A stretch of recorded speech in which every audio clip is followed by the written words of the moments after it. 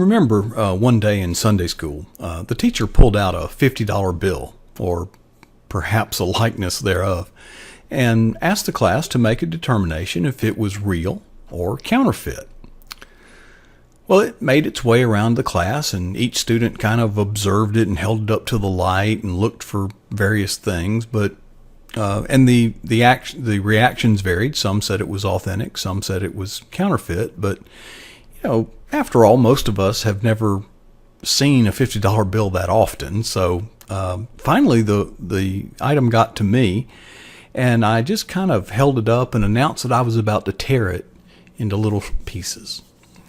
Well, the reaction of the teacher made me certain that it was an authentic $50 bill. There are many systems of faith out there. Some are authentic and some are counterfeit. Now, they are systems of faith, and none of them can absolutely be proven true or false this side of eternity. But the good news and the bad news is that someday we will know. But as in the case of a ripped up $50 bill, for very many, it will be too late. For now, we believe by faith. So how do we reconcile all of these systems of faith?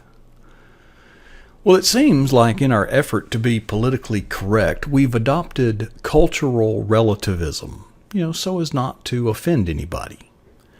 The basic premise is that we can all peacefully coexist under this notion that what you believe is true for you, but others may hold equally valid but different, even diametrically opposing points of view. Well, that sounds real nice. But it's actually sewage from hell. See, it negates the principle that there's such a thing as absolute truth. It's funny. Some of the very people that buy into cultural relativism and its rejection of the notion of absolute truth, but they readily accept the idea of absolute truth in other areas. Can you imagine, building a house without certain and absolute truth? There is a standard as to what constitutes an inch, a foot, a yard, etc. And without these absolute truths, our houses would crumble, if they could even be built at all. Now, there's no way I'm going to go to the 17th floor of a building that was built by cultural relativists. Carpenters and craftsmen, they use things like tape measures, levels, plumb lines, and so forth to establish absolute truth. If the structure deviates from the standard of truth, it is an error. It is a defect, and it must be corrected. Did you know that law enforcement agencies from around the world look to the Royal Canadian Mounted Police as a model of counterfeit detection? They are held in high esteem as experts on the subject. But you know what?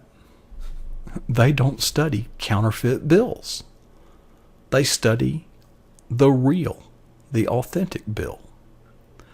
Now, there's a couple of principles that we can glean from the Royal Canadian Mounted Police and apply it in our Christian life.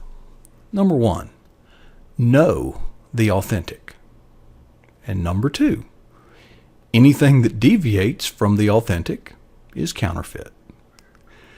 Now, as Christians, we have a standard, the Bible. It is assumed that it is God's revelation of himself to man. It is without error and without omission. It is truth. But the mere existence of the Bible and its absolute truth isn't going to be of much help if you don't equip yourself by earnestly studying it. By hiding God's word in our heart, making it a part of us, we are equipping ourselves to recognize anything that is counterfeit. It's really not our job to study every cult that comes on the scene, and it's really not our job to logically debunk the error of such cults. There's a popular notion out there, WWJD, what would Jesus do? not really opposed to that idea. It's generally a good thing.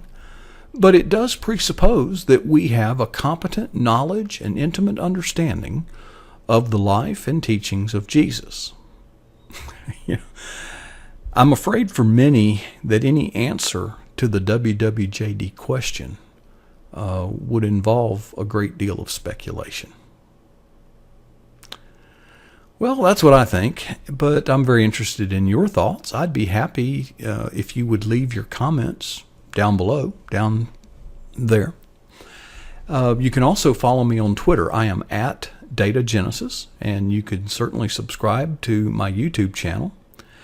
I'd like to share with you, there's a group of people that believe in absolute truth and seek it every day. And we get together at a place, it's PJNet's live chat room, but it's so much more than just a chat room. We also have inspiring videos, informative videos, educational videos, downright entertaining videos that play throughout the day. And we're open 24/7. We also have a series of featured tweets on various topics where you can dispatch the truth and share the gospel and share the good news. So I hope that you'll check it out. Just go to patriotjournalist.com, and there you will find a link to live hashtag rallies, and there's also a link to our schedule of events. I hope that you'll come by as we all seek and share the absolute truth.